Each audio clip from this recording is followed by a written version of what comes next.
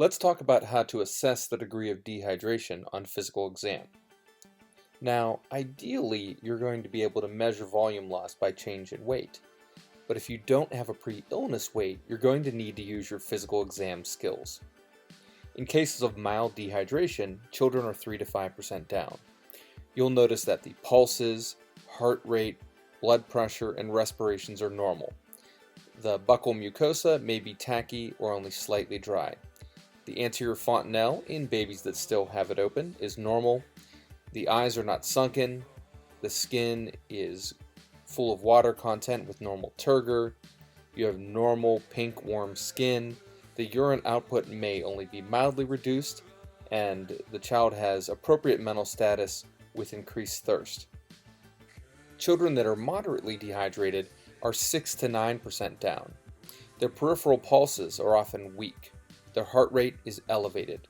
Their blood pressure may be normal or slightly low. Respirations can be deep and they can be tachypnic. Their buccal mucosa will be dry.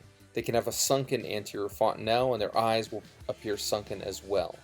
Their skin turgor is reduced, and this is manifested when you pull up their skin and it slowly sinks back down. They've got cool skin and perhaps pale as well. Their urine output is markedly reduced and they may be listless and or irritable. Severely dehydrated kids are down by greater than 10%. These kids are critically ill. They may have weak or absent peripheral pulses and decreased central pulses. Their heart rate can be drastically elevated.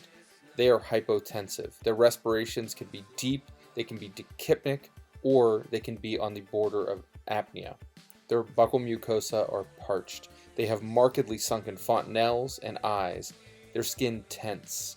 They've got cool and mottled skin, and perhaps they may have acrocyanosis. They can be anuric, and their mental status varies, but they can be grunting, lethargic, or in a coma. These are the children that need intervention ASAP.